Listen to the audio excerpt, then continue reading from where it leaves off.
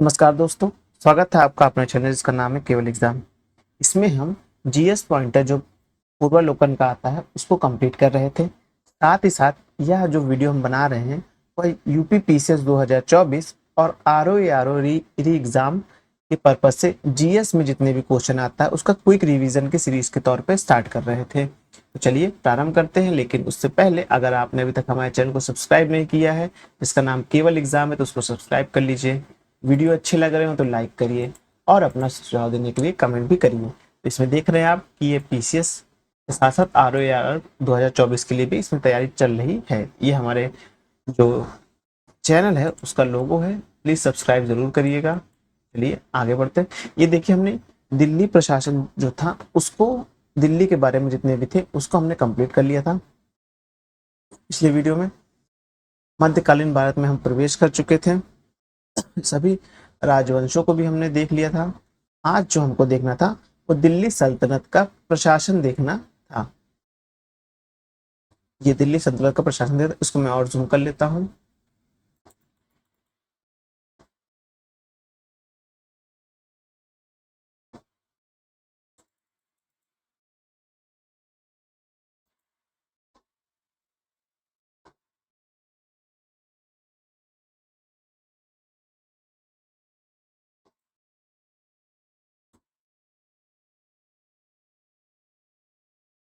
ये आपके स्क्रीन पे एकदम साफ बड़े बड़े नजर आ रहे होंगे।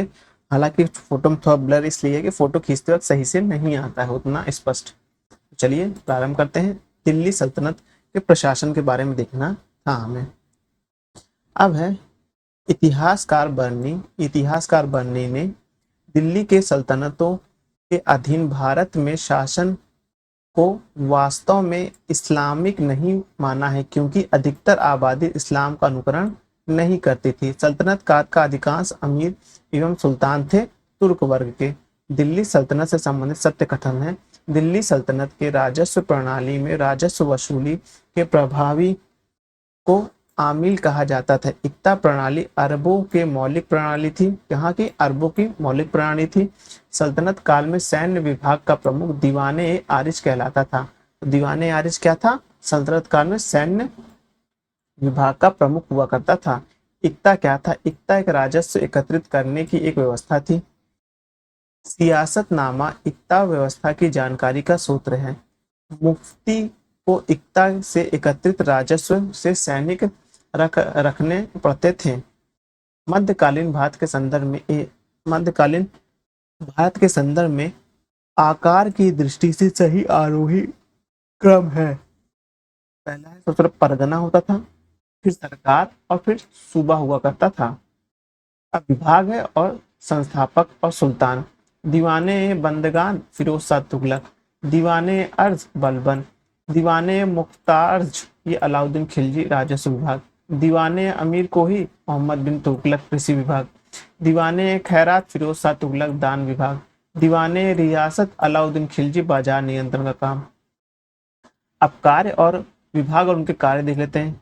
दीवाने अर्द सेना विभाग से संबंधित, दीवाने रिसालत धार्मिक मुद्दे से संबंधित विभागों से संबंधित हैं। दीवाने इंसा सरकारी पत्र व्यवहार संबंधित, दीवाने वजारत वित्तीय मामलात से संबंधित है। वह राजवंश जिसके अंतर्गत विजारत का चरमोत्कर्ष हुआ है वह है तुगलक वंश हुआ है। मध्यकाल में सरकार एक समग्र संचालन थी। ये विलन था पारस, अरब, तुर्क, मंगोल और भारतीय तत्वों का। भारतीय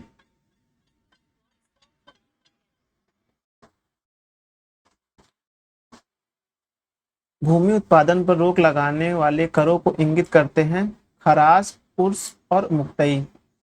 भूमि उत्पादन में लगने वाले कर को इंगित किया जाता था खराज, पूर्व एवं देखेंगे आप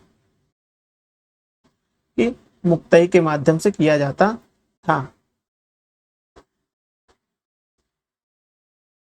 अब उसके बाद देखने जा रहे हैं हम लोग कि भारत का मध्यकालीन शासन जिसने इक्ता व्यवस्था प्रारंभ की थी वह था इल्तुतमिश। सल्तनत काल में भू राजस्व का सर्वोच्च ग्रामीण अधिकारी था कौन? चौधरी। शर्ब कर लगाया जाता था सिंचाई पर। जवाबित का संबंध है राज्य कानून या धर्मनिरपेक्ष से। हदीस एक है, इस्लामिक कानून है। सल्तनत काल में फवाजिल का अर्थ है इक्तादारों द्वारा सरकारी खजानों में जमा की जाने वाली राशि। फवाजिल क्या थी? जो इक्तादार, जिनको राजस्व भूमि मिलती थी, उनसे जो एक्स्ट्रा पैसे बचते थे वो फवाजिल के रूप में आते थे। सल्तनत काल की दो प्रमुख मुद्राएं थी, जीतल एवं टंका। टंका नामक चांदी का सिक्का चलाया था, इल्तुतमिश ने चलाया था।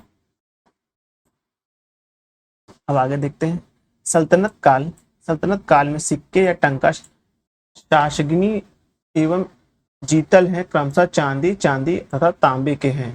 तो टंका क्या था? आप देखेंगे चांदी का था। फिर उसके बाद संसगीन क्या था? चांदी का। और तांबा का क्या था? जीतल था।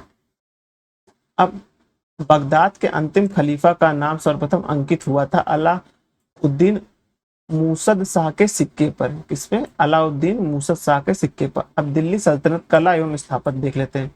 भारत में कागज का उपयोग प्रारंभ हुआ 12वीं शताब्दी में। अलाई दरवाजा का निर्माण कराया अलाउद्दीन खिलजी ने। घोड़े के नाल के आकार की मेहराब सर्वप्रथम लगाए प्रयोग में लाई गई थी अलाई दरवाजा में।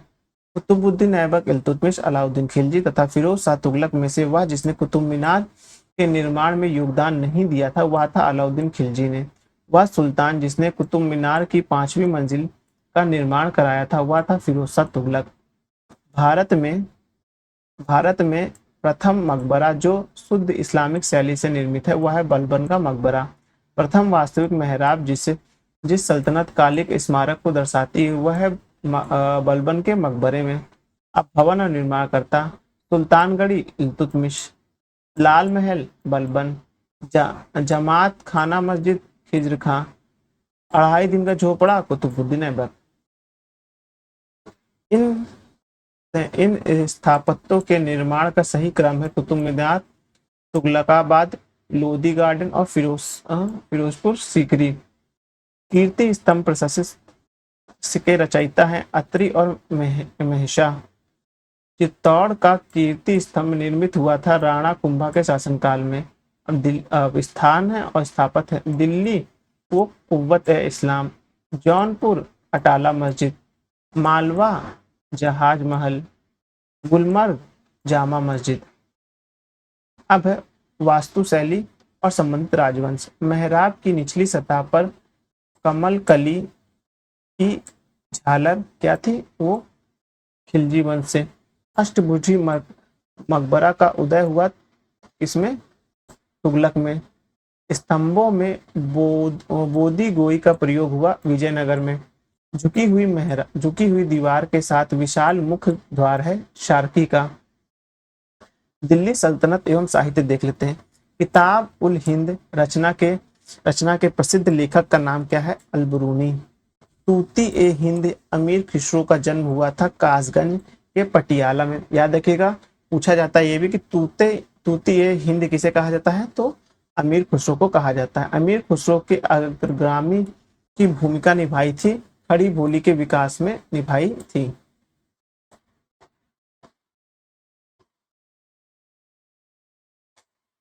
अब है दिल्ली के 7 से अधिक सुल्तानों का शासनकाल देखा गया है। अमीर खुसरो एवं शेख मुजिबुद्दीन औलिया में प्रसिद्ध कवि अमीर खुसरो दरबार में आए अलाउद्दीन खिलजी के। अमीर खुसरो एक था कवि, इतिहासकार और संगीतज्ञ। नई फारसी काव्य शबक ए हिंद तथा हिंदुस्तान शैली के जन्मदाता कौन थे? अमीर खुसरो। हिंदी और फारसी दोनों भाषाओं का विद्वान था अमीर खुसरो।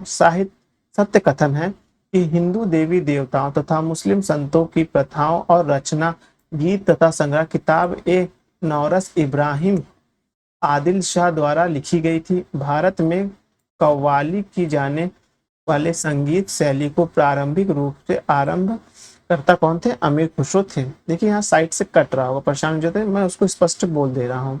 फारसी का वह प्रथम कवि जिसने अपनी कविता में भारतीय पर्यावरण को चित्रित किया था वह कौन थे?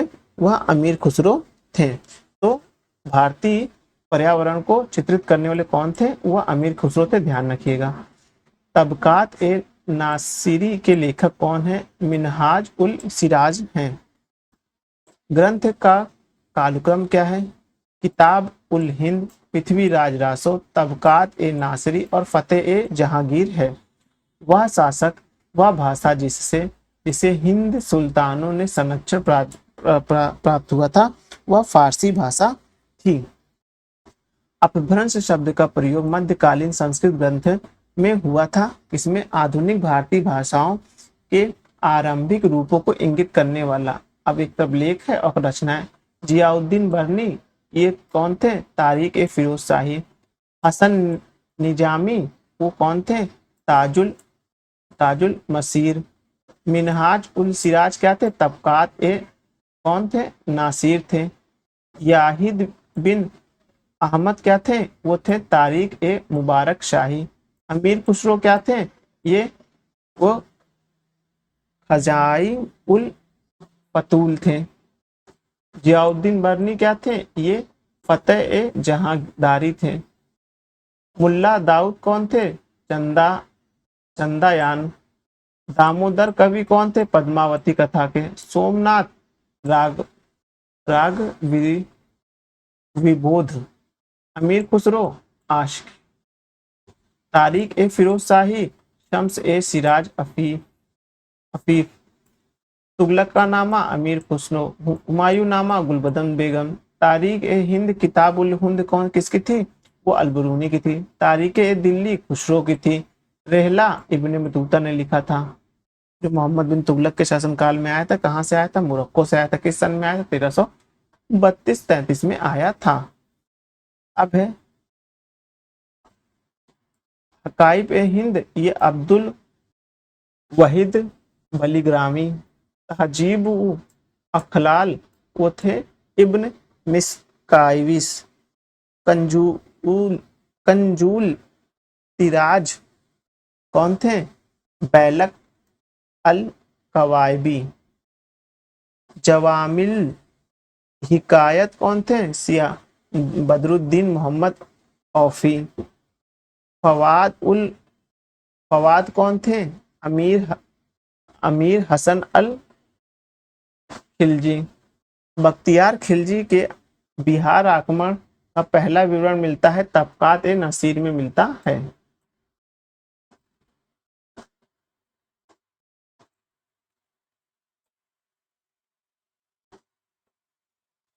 देखिए, हम पूरा जो दिल्ली सल्तनत है उसको समाप्त करेंगे। हाँ, आज ही वीडियो में इसको पक्का समाप्त कर देंगे। उसके बाद जब मुगल काल आएगा आपका, तो उसको हम नेक्स्ट वीडियो में समाप्त करेंगे। लेकिन आज हम जो है पूरा जो दिल्ली सल्तनत के बारे में जो भी दिया वो सारा कुछ खत्म करेंगे। वीणा, धोर, संगीत तथा सितार में से वह संगीत वादक जिसे हिंदू मुस्लिम गान और वादों का सर्वश्रेष्ठ माना जाता है, वो क्या है? वह सितार है। संगीत यंत्र तबला का प्रचारक कौन है? अमीर खुसरो। चिंतामणि भट्ट द्वारा रचित संस्कृत ग्रंथ सुख पर फारसी का अनुवाद कर उसका नाम तूतीनामा रखा किसने? ख्वाजा जियाउद्दीन नकवी ने रखा। राणा कुंभा संगीत राज। काशीनाथ शास्त्री अप्पा तुलसी कौन थे? राग चंद्रिका। पुंडरिक विठल कौन थे? राग माला। कृष्णनंद व्यास कौन थे?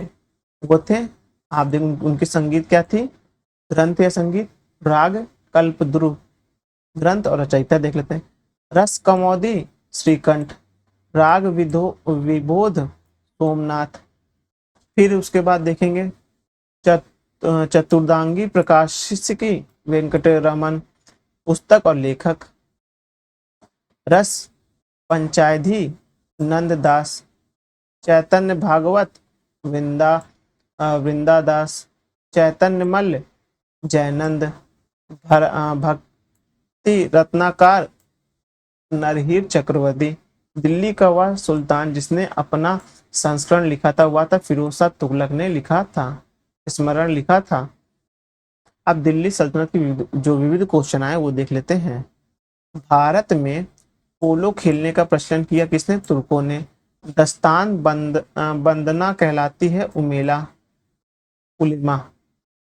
दिल्ली सल्तनत का वह सुल्तान जिसने शासनकाल में शाही महलों में हिंदू देवी देवताओं की पूजा की वो था नसरुद्दीन खुसरो शाह।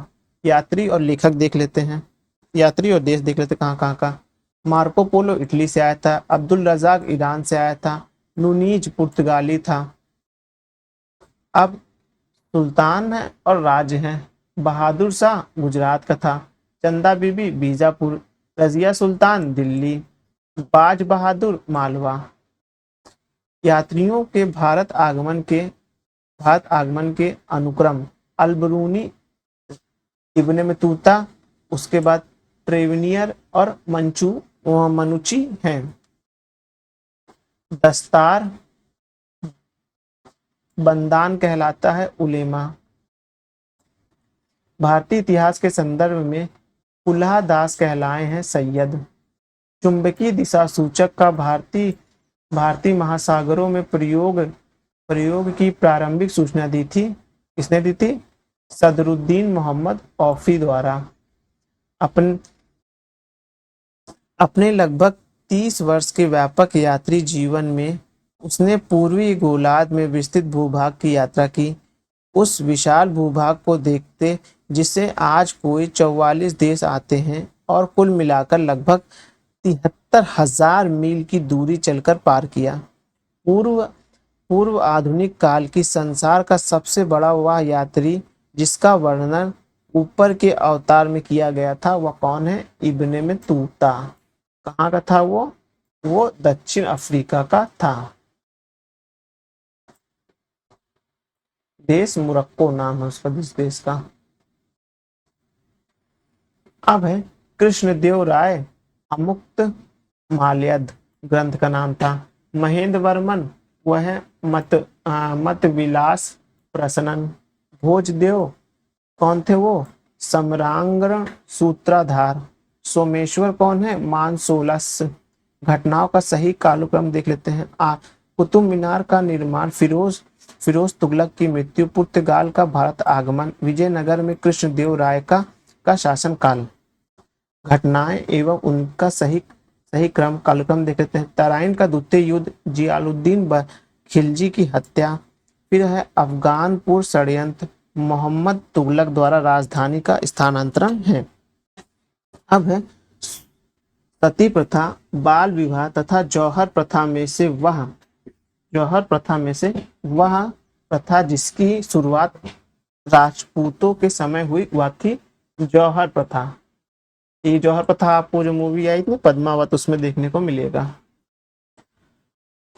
अब उसके बाद देखेंगे प्लासी का युद्ध कब हुआ था? 1757 ईस्वी में हुआ था। कलिंग का युद्ध कब हुआ था? 261 ईस्वी में हुआ था। हल्दी घाटी का युद्ध कब हुआ था?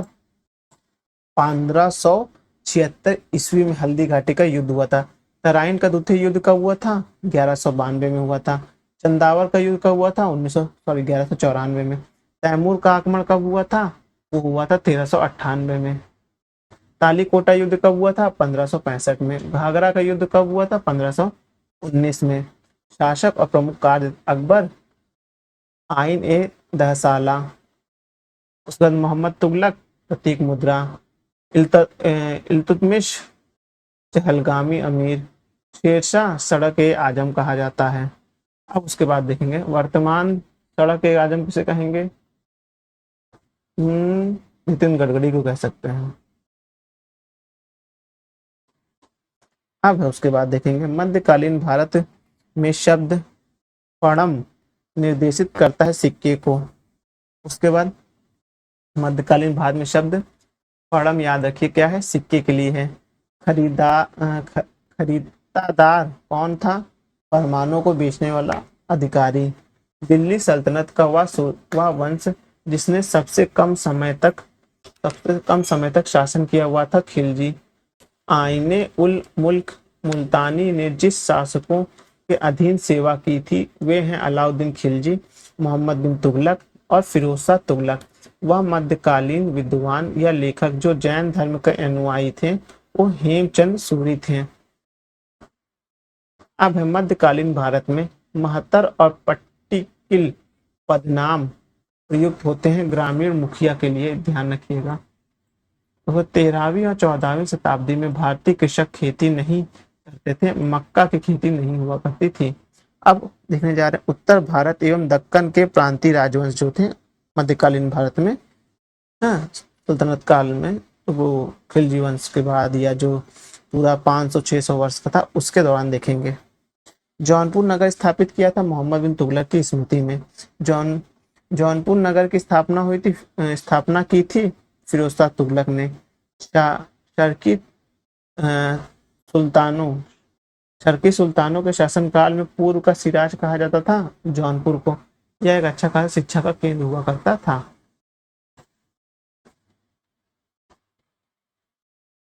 तो थोड़ा पानी पी लें।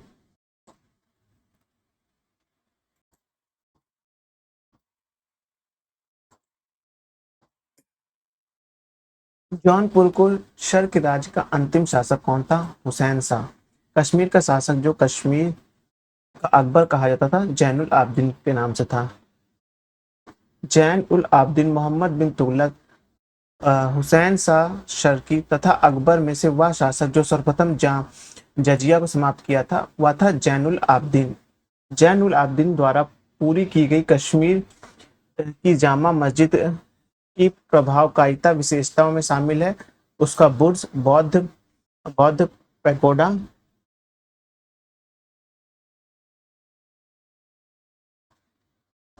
बौद्ध पगोडा और फारसी शैली है। मुनि सुंदर सूरी, नाट, टिल्ला भट्टी तथा मुनि जिन विजय सूरी में से वह विद्वान जो कुंभ के दरबार में नहीं थे वो थे मुनि जिन विजय सूरी। अब है एक तरफ शासक है, एक तरफ राज्य का उल्लेख दिया हुआ है। एक मिनट रुकिएगा।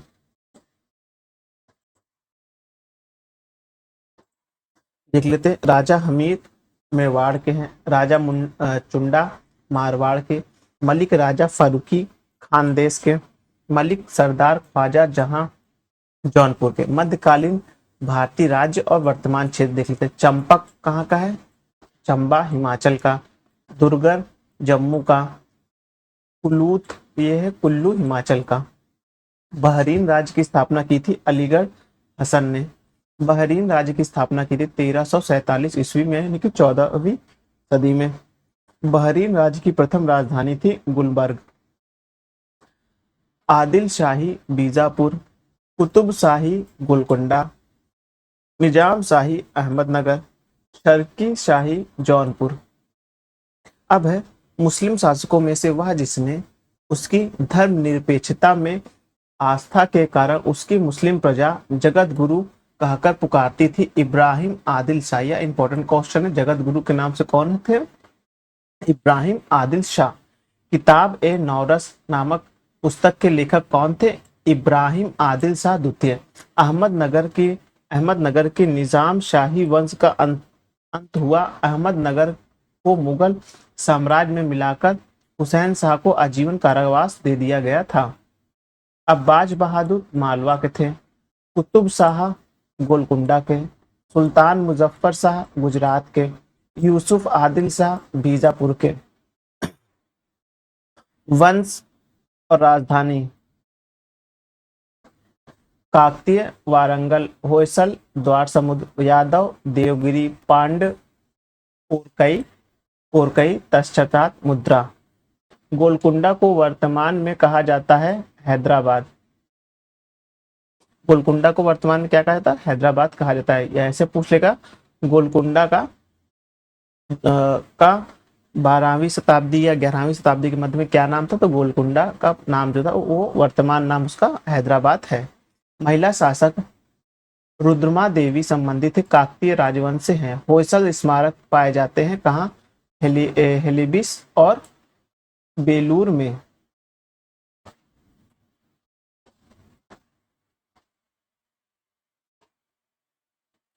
अब होयसल के प्राचीन राजधानी द्वार समुद्र का वर्तमान नाम क्या है? तो वर्तमान नाम है हलेबिड। क्या नाम है? हलेबिड लिखा हुआ है यहाँ पास, आपको दिख नहीं रहा है लेकिन बता रहा हूँ कि होयसल की प्राचीन राजधानी द्वार समुद्र का वर्तमान नाम हेलेबिड हेलेबिड है वह स्मारक जिसमें वह गुंबद है जो संसार के विशालतम गुंबद में से एक है, वह गोल गुंबद बीजापुर। मांडू के जहाज महल का निर्माण करवाया था सुल्तान गियासुद्दीन खिलजी ने। गुजरी महल यानी ग्वालियर के किले बनते हैं मानसिंह में। अकबर के अकबर के पूर्व तानसेन का संरक्षण दिया था भाटा रीवा मध्य प्रदेश के राजा रामचंद्र सिंह ने। अब आदीन मस्जिद कहाँ है? पंडुआ पश्चिम बंगाल में। लाल दरवाजा मस्जिद कहाँ है? जौनपुर में। दाखिल दरवाजा कहाँ है? गौड़ में। तीन दरवाजा कहाँ है? वह अहमदाबाद में है। अब दक्षिण भारत के पोलीगार थे क्षेत्रीय प्रशासन और सैन्य नियंत्रण के लिए। वह सूची दी हुई है, पुस्तक और विषय दिया है। मीरात ए सिकंदरी गुजरात विजय के बारे में। बहरान ए मशीन वो बहरीन के अहमदाबाद का अहमदानगर के इतिहास का है। रियास उल सलातनी क्या है? बंगाल का इतिहास है। उसके बाद रियास उल इंसा महमूद गवा के पत्रों का संग्रह है। अब आ गया सूफी भक्ति और सूफी आंदोलन के बारे में आ गया है। ज्यादा नहीं बचा हुआ है, इसको पढ़ना ज्यादा इसलिए इंपॉर्टेंट हो जाता है क्योंकि यहाँ से एक क्वेश्चन जरूर बनता है आपका मुगल काल से। इसको भी देख लेते, कोई ज्यादा बड़ा नहीं है। सूफी आंदोलन का प्रारंभ हुआ था अलवार संतों के संरक्षण में। भक्ति संस्कृति का भारत में पुनर्गठन हुआ था 15वीं और 16वीं सदी के ईस्वी में। अब बुद्ध और मीराबाई के जीवन दर्शन में मुख्य साम्य है। संसार दुखमय है। कोई व्यक्ति किसी व्यक्ति को उसका धर्म संप्रदाय या जाति न पूछता है, वो है रामानंद का। सभी भक्ति संतों के मध्य एक समान विशेषता थी कि उन्होंने अपनी वाणी को उस भाषा में लिखा जिससे उनके भक्त समझ सके। मध्य युगनी भारत के धार्मिक इतिहास के संदर्भ में सूफी संतों का देखेंगे क्या है आगे, उसको रुक में पढ़ना। सूफी संतों का आचरण था, क्या आचरण था कि ध्यान साधना और विश्वास नियमन, एकांत में कठोर योग व्यायाम, श्रोताओं में माध्यमिका हर्षोनाद उत्पन्न करने के लिए गीतों का गायन। उसके आगे देखते काम रूप में वैष्णव धर्म को लोकप्रिय बनाया शंकर देव ने। असम एवं कूच बिहार में वैष्णव धर्म का प्रवर्तन किया शंकर देव ने। रामानुज संबंध है विशिष्टाद्वैतवाद से। शुद्ध अद्वैतवाद का प्रतिपादन किया था वल्लभाचार्य ने किया था। किसने किया था? वो वल्लभाचार्य ने किया था। महाप्रभु वल्लभाचार्य की जन्मस्थली है चंपारण यानी छत्तीसगढ़ में। फिर एक तरफ देखते हैं दर्शन और एक तरफ संस्थापक। अद्वैतवाद शंकराचार्य से संबंधित है। विशिष्टाद्वैतवाद रामानुज से। द्वैतवाद मध्वाचार्य से। अद्वैतवाद द्वैतवाद वो जो है निम्बार्कचार्य से है। ये जो आपको ये दिख रहा है ना, यही प्रश्न आता है बस। सबके संस्थापक दे देंगे, अगल बगल आपको नाम मैच करने के। तो अद्वैतवाद शंकराचार्य का है, विशिष्टाद्वैतवाद रामानुज का है। द्वैतवाद देखेंगे वो माधवाचार्य का। देखिए माधवाचार्य का द्वैतवाद है, अद्वैतवाद शंकराचार्य का है, विशिष्टाद्वैतवाद देखेंगे रामानुज का है, और द्वैतवाद वो निम्बार्कचार्य का है। कबीर के उद्देश्य का संकलन किसमें है? बीजक में है। आप लोग ने जब 10वीं या 8वीं परीक्षा पुस्तक देखेंगे यूपी बोर्ड के, तो उसमें बहुत अच्छे से है इसके बारे में।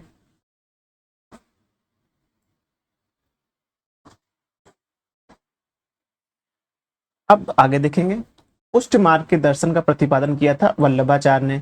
उसके बाद दादू कबीर रामाचंद्र तुलसीदास में से वह भक्ति संत जिसने अपने संदेशों के प्रचार के लिए सबसे पहले हिंदी का प्रयोग किया था वह था रामानंद। कबीर शिष्य थे रामानंद। मध्यकालीन भारत में वह संत जिसका जन्म प्रयाग में हुआ था वह था रामानंद। कबीर एवं धर्मादास के मध्य संवादों का संकलन का शीर्ष है अमर मूल। अब है मल्लुक दास एक संत कवि थे कड़ा के। संत घसीदास के पिताजी का नाम क्या था? महूंग। भक्ति संतों का सही क्रम है कबीर पहले आए, फिर गुरु नानक, फिर चैतन्य और फिर मीराबाई आए हैं। भगवान शिव की प्रतिष्ठा में स्थापित है 12 ज्योतिर्लिंग। रामानुज के अनुयायियों को कहा जाता है वैष्णव। वह स्थल जो गुरु नानक का जन्म स्थल है वो है ननकाना। वह शासक जिसके शासन में गुरु नानक देव ने सिख धर्म की स्थापना की थी, वह था सिकंदर लोदी। हाँ, ईश्वर केवल मनुष्य के सद्गुणों की पहचानता है तथा उसकी जाति नहीं पूछता। आग, आगामी दुनिया में कोई जाति नहीं होगी। किसने कहा था? नानक साहब ने कहा था। और वर्तमान परिप्रेक्ष्य में देखा जाए तो अब जो दुनिया है उसमें जाति का वर्चस्व बढ़ रहा है, घट रहा है, या कहना मुश्किल है, लेकिन हाँ, जाति के प्रति जो प्राचीन काल या मध्य काल में जो संकीर्ण सोच थी, उस सोच में बदलाव आ रहा है। लोग निम्न जातियों को अपने साथ, अपने परिवार में रखना पसंद कर रहे हैं, लेकिन जाति व्यवस्था नहीं खत्म हो रही है। ये मेरा कहने का मतलब है, और आपने भी इस चीज पे गौर किया होगा। मीराबाई समकालीन थे तुलसीदास के। प्रसिद्ध भक्ति कवित्री मीरा के पति का नाम क्या था? भोजराज। राम गोविंद की रचनाकार थी मीरा। चैतन्य, मीराबाई, नामदेव तथा वल्लभाचार्य में से वह जो इस्लाम से प्रभावित था वह था नामदेव। मध्यकालीन संतों का कालक्रम है नामदेव, कबीरदास, गुरु नानक और मीराबाई। याद रखिएगा, कबीरदास से पहले नामदेव है, कबीरदास के बाद गुरु नानक, फिर मीराबाई हैं। नामदेव दर्जी था व्यवसाय से, कबीर जुल्हा था, रविदास मोची था और सेना व नाइट था। लोदी वंश के पतन तथा बाबर के सत्तारूढ़ होने के समय उपदेश देने वाले संत का नाम क्या था? वह था गुरु नानक। तो जिस वक्त गुरु नानक थे उसमें बाबर उसमें सत्ता में आ रहा था। चैतन्य महाप्रभु संबंधित है वैष्णव समुदाय से। तुलसीदास समकालीन है अकबर और जहांगीर के। रामचरितमानस नामक ग्रंथ के रचयिता है तुलसीदास। गीतावली, कवितावली, विनय पत्रिका तथा साहित्य रत्न में से वह रचना जो तुलसीदास की नहीं है वो साहित्य रत्ना है। अब व्यक्ति और रचना उनका देख लेते हैं। ध्रुवदास ये है भगत नामावली। नाभादास भगतमाला। केशवदास रसिक प्रिया। उस्मान चित्रावली। वरकारी संप्रदाय के प्रमुख पीठ अवस्थित है कहाँ? पंडरमपुर महाराष्ट्र में। वरकरी संप्रदाय संत हैं नामदेव के।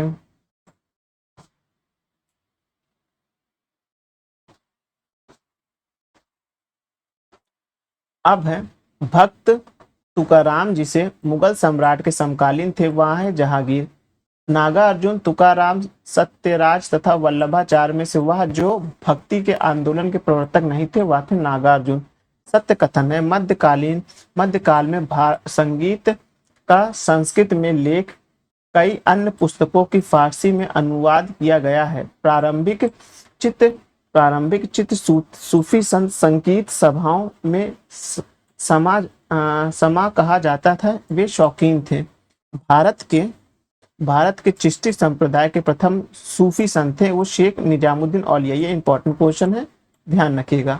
सूफी संत में से वह जो सर्वप्रथम अजमेर में बस गए थे वह शेख निजामुद्दीन चिश्ती थे। सूफीवाद में चिश्ती शाखा के संस्थापक थे वह थे अफगानिस्तान में चित के निवास आबू इसका शमी चिश्त और उनके शिष्य ख्वाजा अबू अब्दुल। ख्वाजा मोइनुद्दीन चिश्ती शिष्य थे ख्वाजा उस्मान हरूनी के। अजमेर में ख्वाजा मोइनुद्दीन चिश्ती की दरगाह पर नजर यानी भेंट भेजने वाले प्रथम मराठा सरदार थे छत्रपति साहू शिवाजी। शेख निजामुद्दीन औलिया के शिष्य थे बाबा फरीद। शेख निजामुद्दीन औलिया के दरगाह स्थित है दिल्ली में। वह सूफी संत जिसकी मान्यता थी कि सूफी संगीत ईश्वर के निकट पहुंचने का एक साधन है, वह है मोइनुद्दीन चिश्ती का। ख्वाजा मोइनुद्दीन अकबर काकी, शेख अब्दुल जिलानी, शेख मोइनुद्दीन तथा शेख निजामुद्दीन औलिया में से वह जो चिश्ती सिलसिले से संबंधित नहीं है वह है शेख अब्दुल जिलानी हैं।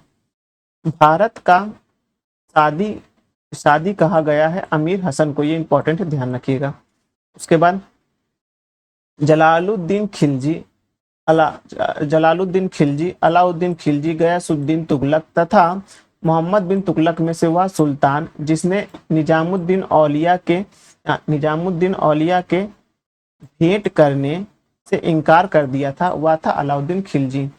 वह सूफी संत जो महमूद ए इलाही कहलाता है वह शेख निजामुद्दीन औलिया शेख फरीद का सर्वाधिक ख्यातिलब्ध शिष्य जिसने दिल्ली के 7 सुल्तानों पर शासन किया था वह था निजामुद्दीन औलिया। ये इंपॉर्टेंट है।